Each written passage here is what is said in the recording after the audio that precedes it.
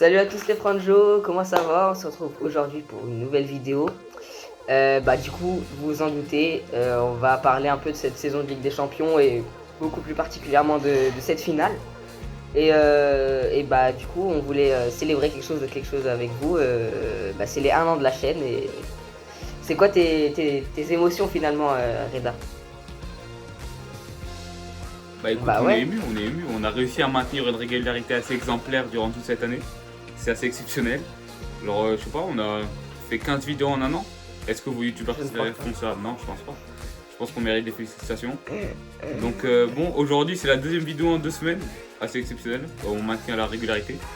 Euh, enfin bref, ouais, on va parler de cette Ligue des Champions. Ligue des Champions qui a Ouais. été assez exceptionnelle. À partir des. On se souvient sur notre vidéo sur Mm. les quarts avec des affiches exceptionnelles. Avec même le début en phase de groupe, avec le groupe de la mort, avec PSG, Milan, Newcastle Ouais. et Dortmund. Voilà, on va faire un petit résumé de cette Ligue des Champions et ensuite on va parler un peu plus en détail de la finale. Yes. Vas-y, Yoann, tu peux commencer. Tu peux commencer par quoi? Je pense que comme on a déjà fait des vidéos sur l'écart, etc., on va pas trop s'attarder sur tout, mais je pense qu'on peut plus s'attarder sur le parcours des deux finalistes. Du coup, moi j'aimerais commencer par le parcours de Dortmund, qui est pour le moins exceptionnel en Ligue des Champions. Donc il tombe déjà dans le groupe de la mort. Et le groupe de la mort, donc PSG, Milan, Newcastle, Dortmund. Et clairement, je pense que tout le monde ici, au début de la saison, ne voit pas Dortmund sortir de poule. Ils te lâchent des matchs franchement référents. Donc contre le Milan notamment qui gagne. Contre Newcastle, ils font match nul contre Paris. Et en fait, c'est comme c'est un groupe très resserré. Et ils marquent pas énormément de points. Mais ils sont toujours présents. Et comme PSG, ils foirent des fois leur match, etc. Milan était un peu en dessous quand même, et Newcastle, ils ont eu leurs points forts et leurs points faibles. C'est qu'en fait, du coup, cette équipe de Dortmund, elle arrive à se faufiler en première place du classement, avec le plus faible total de points pour un premier, c'est-à-dire 11 points dans ces groupes, alors que normalement les premiers sont à 18 pour ceux qui ont tout gagné, 15, etc. Et donc eux, ils sont là avec 11 points, largement devant Paris et Milan, qui sont tous les deux à 8 points. Donc ils finissent avec le meilleur goal average de leur groupe. Le moins de buts encaissés également, seulement 4 buts. Et finalement, en fait, c'est logique, ils ont perdu qu'un seul match. Et franchement, je peux que leur dire bravo. Qu'est-ce que tu en as pensé pour le moins que des poules de Dortmund? Ouais, bah écoute, Dortmund, c'est vrai que personne ne s'attendait à Mm. les voir sortir et encore moins à les Ouais. voir sortir en premier. Euh, bon, voilà, comme tu l'as dit, je pense que même la concurrence, elle était Mm. assez chaud, tu vois. Après Newcastle, je pense que l'écroulement de l'équipe en Champions League, tu peux l'analyser vis-à-vis de la Ouais. jeunesse de l'effectif. Je pense que c'est un effectif qui n'est pas assez expérimenté au niveau européen. Et même, on a vu qu'ils avaient démarré très fort en première ligue et que les blessures et tout ça, c'était pas encore un effectif arrivé à Mm. maturité. Ensuite, ouais, c'est vrai que Milan, c'était pas le Milan de l'année dernière ou d'il y a 2 ans. C'est vrai que c'est un Milan qui est un peu en fin de cycle. On le voit avec le coach qui vient de partir, etc., etc. Et voilà, avec le PSG qui était prometteur, mais qui était aussi Mm. en transition. Et donc, au final, l'équipe la plus sûre, l'équipe la plus mature, l'équipe la plus stable, Ouais. c'était Dortmund. Et voilà, c'est eux qui ont fini premier du groupe. Pas par chance, ils l'ont mérité parce qu'ils ont très très Ouais. bien défendu. Ils ont eu un style de jeu qui était très stable, très mature, à Mm. son top quoi, avec Terzic et beaucoup de joueurs d'expérience dans l'effectif. Et donc voilà, ils se retrouvent en huitième contre Ouais. PSV Eindhoven qu'ils ont battu plus ou moins facilement. Je pense, il me semble que c'était 2-0 Ouais, c'est ça. le retour. Et voilà. Et de l'autre côté, on peut parler du Mm. Real Madrid, qui était, bon, comme tous les ans, finalement, favori Ouais. pour la Ligue des Champions, mais un peu moins que tous les ans. Avec, au début de la saison, on voyait vraiment que Ancelotti essayait de bricoler en mettant Bellingham neuf, parce que avec Benzema qui était parti l'été dernier, vraiment on se doutait que c'était aussi une saison de transition pour Mm. le Real. Ils n'avaient pas un groupe dur en vrai, mais on les a vus quand même galéré avec un but à la toute dernière minute contre l'Union Berlin, on se souvient. Et donc bien qu'ils étaient favoris, je pense qu'ils étaient quand même une classe, voire deux en dessous de City en début de cette Ligue des Champions. Toi, tu penses quoi du début de Ligue des En Champions fait, le Real, c'est clair que ils ont eu beaucoup de blessures. Ils ont dû faire avec Lunin toute la saison jusqu'en finale. Ils ont été privés de Militao longtemps, de Alaba toute la saison. Donc déjà, tu es avec un secteur défensif bien amoindri. Et également, ils ont recruté personne, si ce n'est José Lu, qui n'est pas non plus très... voilà, c'est pas quelqu'un de la stature pour remplacer Karim Benzema. Et donc en fait, ils ont un peu bricolé, comme je l'ai dit, avec Bellingham en neuf, Vinicius Rodrigo. Et cette attaque, elle s'est très vite affirmée comme la meilleure attaque d'Europe. Clairement, il n'y a pas vraiment d'attaque qui vient en tête. Celle de City, c'est plus un collectif, c'est pas trois individualités fortes comme celle-ci. Donc c'était franchement, surtout au début de la saison en phase de poule, Bellingham était rapidement meilleur buteur de la Champions League avec son but magnifique contre Naples par exemple, son but de la tête contre l'Union, son tap-in à la fin là contre l'Union Berlin. Donc franchement il a mis des buts très importants. Et finalement en fait là on attendait une certaine compétitivité de la part de Naples. Et elle n'a pas été là parce que malheureusement Naples fait une très mauvaise saison. Et donc ils sont sortis de ce groupe avec 18 points, aucune défaite, aucun nul, que des victoires. Donc ils ont fait carton plein et ils se sont vraiment affirmés comme des favoris de cette Ligue des Champions avec Manchester City. Donc voilà. On peut maintenant parler de leur huitième, qui était un huitième où ils étaient clairement favoris. On voyait que Leipzig était 5e en Bundesliga ou 4e. Donc ils étaient favoris. Et puis tout de suite, tu sens que le Real a gagné 1-0 à l'aller avec un super but de Brahim. Mais ils étaient pas très sûrs d'eux. Qu'est-ce que tu as pensé de leur huitième de finale aller-retour? Ouais, alors la performance de Leipzig contre le Real, la double confrontation, elle est super intéressante parce qu'on a vu le Real hyper favori contre une équipe de Leipzig qui est encore une fois pas super expérimentée à ce stade-là en Europe. On a vu une performance du Real qui était plutôt décevante en vrai. Comme tu l'as dit, un Real pas super sûr de lui. Et en fait, un Real où tu as l'impression qu'à chaque étape, City prend un peu plus de galons, prend un peu plus d'avance sur le titre et plus du moins par rapport au statut de favori. Mais le Real c'est ça aussi, c'est un Real où malgré les performances douteuses, malgré le doute, c'est un Real qui s'impose peut-être 1-0 et sur la plus petite démarche, mais qui va quand même aller avancer et passer. Clairement, franchement c'était un Real. Finalement c'est le mood du Real depuis 1, 2, 3 saisons. C'est gagner sur la plus petite démarche.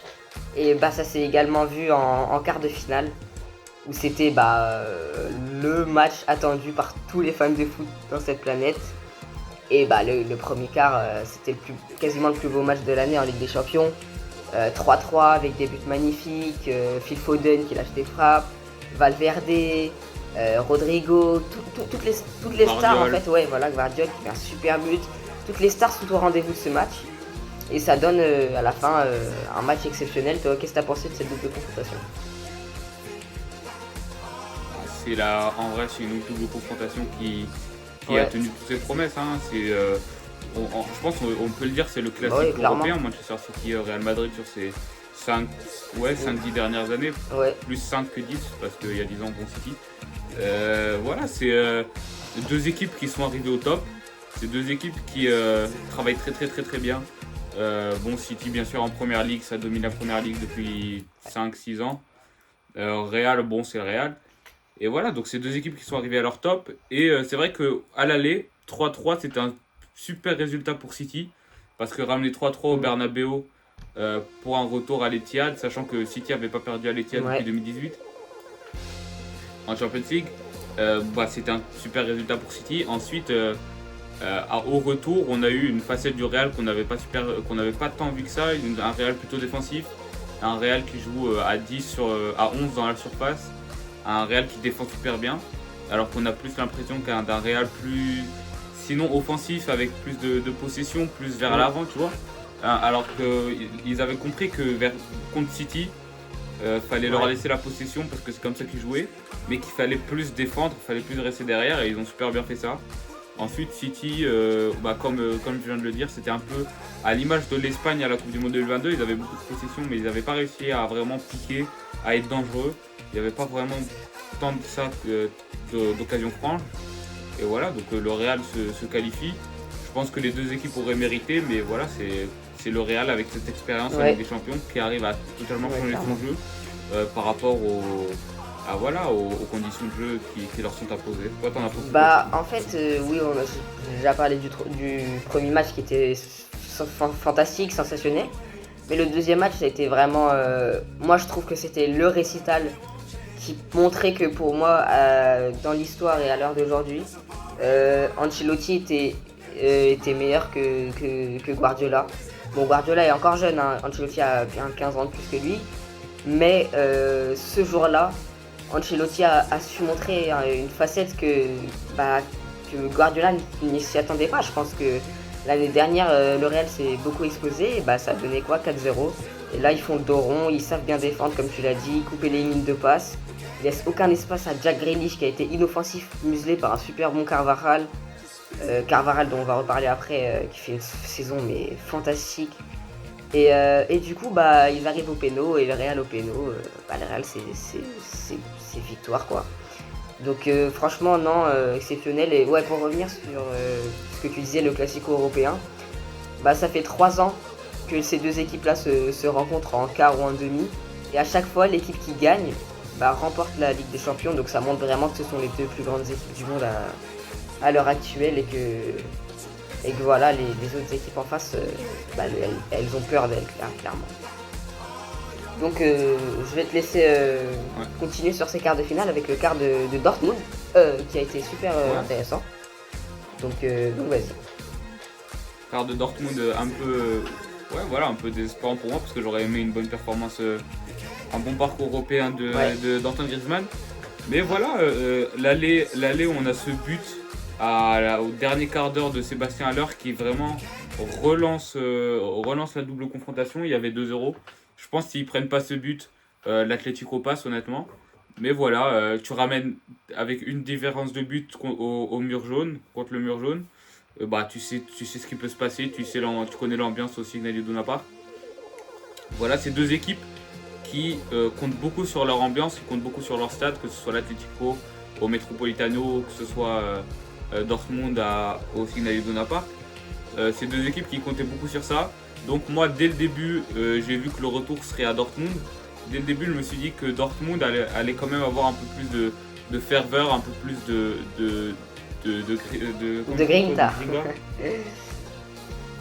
Voilà, peu plus de trucs comme ça. Et je me suis dit que Dortmund partait quand même un peu favori juste par rapport à ça. Et voilà, c'était un super match avec super niveau de jeu. Bon, Dortmund, Atlético, c'est une affiche qui peut paraître un peu plus défensif, un peu plus que ce jeu Simeone, tout ça. Mais c'était une affiche super offensive avec beaucoup de buts. 3 buts à l'aller et 6 buts au retour, il me semble, avec 4-2. Voilà, c'était une super double confrontation. Et voilà, Dortmund qui sort l'Atlético de manière assez convaincante finalement, avec vraiment au mental. Ouais, franchement, je suis d'accord avec toi. J'ai pas grand chose à rajouter sur cette belle prestation de Dortmund à l'aller comme au retour, parce que c'est vrai qu'ils ont eu des moments où ils ont douté. Quand ils gagnent 2-0 par exemple au retour et qu'ils sont rattrapés à 2-2 et qu'ils perdent donc au cumul des scores, et ils ont le mental, la grinta comme tu l'as souligné, pour mettre ces deux buts suivants, avec une très belle tête de Füllkrug qui fait une super bonne campagne de Ligue des Champions. Et donc voilà, la surprise de cette Ligue des Champions est en demi-finale. Et je pense qu'on peut enchaîner avec eux, on fera le Real après. Et demi-finale contre le PSG, malheureusement pour nous Français et toi fans du PSG, qui est géré mais de A à Z. Franchement, ils ont été dominés, c'est vrai. Mais à un moment, c'est pas que du manque de réussite de la part du PSG. Ils ont très bien défendu, ils ont concédé des frappes mais sur les poteaux, etc. c'était des frappes lointaines, etc. Donc ouais, bon, le PSG c'est un peu manqué, enfin clairement manqué ces demi-finales, mais Dortmund a très bien joué le coup en mettant des buts à des moments, voilà, sur corner, Mats Hummels qui a été franchement héroïque toute cette Ligue des Champions, même en finale quand ils perdent. Donc voilà, je pense qu'ils ont fait une superbe demi-finale et je vais te laisser parler de cette confrontation. Ouais, absolument, c'est un super match de Dortmund maîtrisé de A à Z. Premier match, il me semble, du PSG en Ligue des Champions où il marque pas un but Depuis cette saison, il me semble, ou depuis en phase finale en tout cas, ça c'est sûr. Donc voilà, on voit la performance défensive exceptionnelle de Dortmund quand tu vois le secteur offensif du PSG qui manque pas de talent avec Mbappé, Dembélé, Barcola, Asensio, Gonzalo Ramos. Voilà, c'est des grands joueurs qui ont réussi à être, qui ont été muselés par la défense de Dortmund. Je pense que j'ai pas grand chose à rajouter par rapport à ce que tu as dit. Donc voilà, on a un Dortmund qui se retrouve en finale de Ligue des Champions contre un Real qui a réussi à sortir un Bayern qu'on n'attendait pas aussi haut. Moi personnellement, je n'attendais pas le Bayern aussi haut, ni si haut dans le sens demi-finale de Ligue des Champions, ni si haut par rapport à son niveau de jeu, pour moi, ils ont super bien joué, que ce soit à l'aller ou au retour. Je pense que c'était un Bayern qui était plutôt convaincant. Et par rapport à leur saison absolument exécrable en Bundesliga, je pense qu'en Europe, ça aurait pu totalement sauver leur saison. Et ça s'est joué à franchement rien du tout contre le Real Madrid en demi. Toi, t'en as pensé quoi de ça? Franchement, j'ai passé du très bon temps devant cette demi-finale. L'année qui était superbe avec un petit 2-2. Bon, il y avait eu 2 pénaltys qui gâchent entre guillemets un peu le spectacle. Mais en fait, j'avais vraiment l'impression que c'était 2 équipes qui se valaient sur cette double confrontation. C'était vraiment très équilibré. C'était pas comme City au retour où le Real faisait passer sa vie à défendre ou que le Bayern faisait pareil. C'était vraiment 2 équipes équilibrées avec des occasions de chaque côté. Et à un moment, quand Davis marque, donc au retour, le très beau but du 1-0, on se dit peut-être que le Real va vaciller et va tomber et que ce serait une finale 100% allemande. Mais c'était sans compter sur le héros inattendu finalement, Joselu, qui te claque un doublé avec pas les plus beaux débuts, mais des buts importants qui permettent au Real de se retrouver en finale. Franchement, en ce moment, on l'avait vu aussi avec Rodrigo en 2022. Mais c'est comme un symbole, c'est la marque de fabrique du Real, c'est ce moment-là. Je sais pas, ils ont quelque chose, l'adrénaline. Ils ont une âme, le Real. C'est au-delà du football, c'est une institution qui fera toujours la différence dans ces moments-là. Et c'était juste incroyable. En plus, c'était au Bernabéu. Donc, qu'est-ce que tu as vécu devant ce doublé de Roselu? Joselu, joueur, on se souvient, juste après le match, il y a cette photo qui est sortie de Joselu et de son grand-père l'année dernière qui était à Paris pour aller regarder la finale de Ligue des Champions en tant que fan. Et je pense que voilà, cette image vaut 1000 mots, je pense qu'il n'y a rien de plus à ajouter. Real, ils ont mis 15 millions, il me semble, sur Joselu en début d'année pour remplacer Karim Benzema. Voilà, et le Real ont réussi à faire que ce joueur marque un doublé en demi-finale de Ligue des Champions pour les qualifier en finale. Voilà, je pense que rien que cette histoire peut montrer à quel point le Real domine cette compétition depuis plus ou moins sa création, je pense qu'on peut le dire. Et voilà, et on peut parler de la finale où Dortmund n'a pas été décevant. Dortmund peut même être frustré à certains égards d'avoir manqué de réalisme. Et voilà, c'est comme on le dit, si tu tues pas le Real, c'est le Real qui te tue. Et voilà, au final, avec un but de Carvajal à la 72e sur une erreur de Madsen qui donne un corner qui n'a pas lieu d'être. Mais je pense que même s'il n'avait pas donné, le Real aurait fini par marquer parce qu'au final, c'était un super temps fort du Real. Et voilà, le Real, ils ont cette expérience, ils savent encaisser, ils savent défendre, ils savent souffrir. Voilà, c'est exactement ça, ils savent souffrir pendant un match. Et au final, ils reviennent. Et toi, t'en as pensé quoi? Déjà, je tiens à dire que la finale était franchement cool. C'était pas. Je voyais beaucoup de mes amis qui disaient ouais, ça va finir en 3-0 Real, ils vont les détruire et tout. Même s'il y a un 2-0, le score est pas du tout représentatif de la finale. On a pendant une mi-temps, 30 minutes plus, t'as le Dortmund qui est installé dans le camp du Real. Et le Real n'arrive pas du tout à sortir des ballons, c'est c'est pas inhabituel parce que ils font souvent ça contre des grosses équipes. Mais là, contre le petit poussé finalement de cette phase finale de Ligue des Champions, et c'était assez étonnant de les retrouver aussi derrière. Et franchement, pour exemple, la plus grosse occasion du match à mon goût, c'est la passe de Hummels qui mène au face-à-face Adeyemi Courtois. Courtois qui a été aligné une seule fois cette année en Ligue des Champions, qui a été monstrueux en finale, il déçoit jamais ce mec, franchement je le trouve incroyable. Et il fait stresser Adeyemi qui rate son contrôle, qui la pousse trop loin et finalement qui peut pas marquer alors que c'était une vraie balle de 1-0. Et voilà, ce manque de réalisme, à l'image aussi il y avait le poteau de Füllkrug. Etc. Donc plein d'occasions pour Dortmund qui sont gâchées sur des temps forts et dès le retour de la mi-temps on voit qu'ils ont plus ce temps fort. Le Real n'est pas non plus installé dans leur surface, c'est plus vers la 75e, 70e que le dernier quart d'heure quoi, que le Real vient s'installer chez Dortmund et ça mène à des frappes, des gestes incroyables de Vinicius, le petit pont là, j'étais halluciné devant ce geste. Et donc but de Carvajal sur un magnifique centre de Kroos qui fait une super finale également. Et après t'as l'erreur de Madsen qui est un peu anecdotique à mon goût. Faute de sang-froid, d'expérience, on lui en veut pas trop je pense. Et il a quand même 21 ans, il fait une très bonne saison. C'est tous des joueurs qui n'ont pas l'habitude de faire une finale de Ligue des Champions quoi. C'est des, je vais pas dire petits joueurs, hein, parce que quand même ce qu'ils ont fait cette année c'était vraiment exceptionnel. Mais Niklas Füllkrug, Jadon Sancho sont des bons joueurs, mais c'est pas de la came du Real Madrid. Donc finalement le résultat est logique. Et à ton avis, juste pour un peu conclure cette vidéo, ce sera qui le Ballon d'Or? Bellingham ou Vinicius? Pour moi, ça dépend de. Je pense tout dépend de l'euro. Si l'Angleterre fait un euro de fou avec Bellingham au centre, c'est Bellingham Ballon d'Or. Si Bellingham fait un euro assez décevant avec une élimination dès les 8e ou dès les quarts de l'Angleterre, je pense que c'est Vinicius. Après voilà, je pense que dans les deux cas, c'est un Ballon d'Or, sera un Ballon d'Or mérité. Par contre, en parlant de l'euro, s'il y a bien un truc que je comprends pas, c'est pourquoi Hummels n'a pas été sélectionné. On a vu Hummels qui a fait une saison du début à la fin qui a été totalement exceptionnelle. Même cette finale de Champions League, je pense qu'ils en prennent au moins un ou deux de plus s'il n'est pas là. Il défend avec expérience, il défend avec sagesse, il défend avec technique.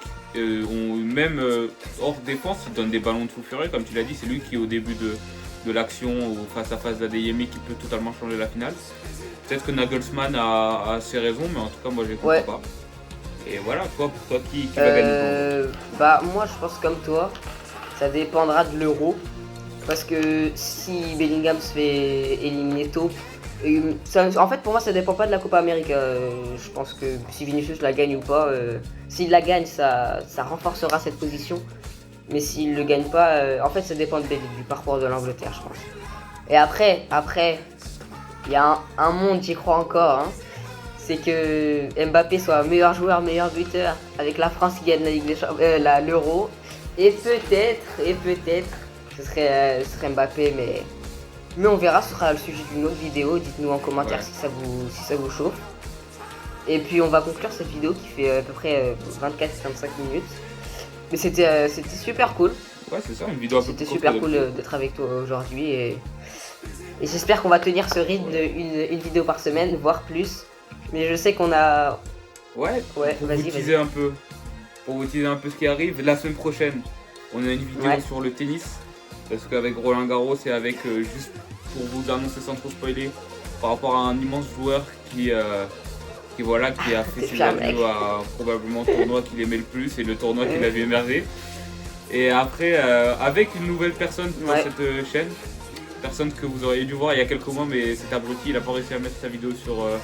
à pas m'envoyer la vidéo avant de la monter, donc voilà, c'est sa faute. Et voilà, et ensuite on va parler des JO, de l'Euro, on va essayer de maintenir une bonne régularité. Et puis voilà, on va se voir en présentiel aussi, Yes, toi et moi quand bientôt. tu viens. Et voilà, je pense on va pouvoir tryhard. Sur ce, Yes. abonnez-vous, mettez la cloche Un petit et like. mettez un pouce bleu. Et Ouais. à la semaine prochaine. Ciao.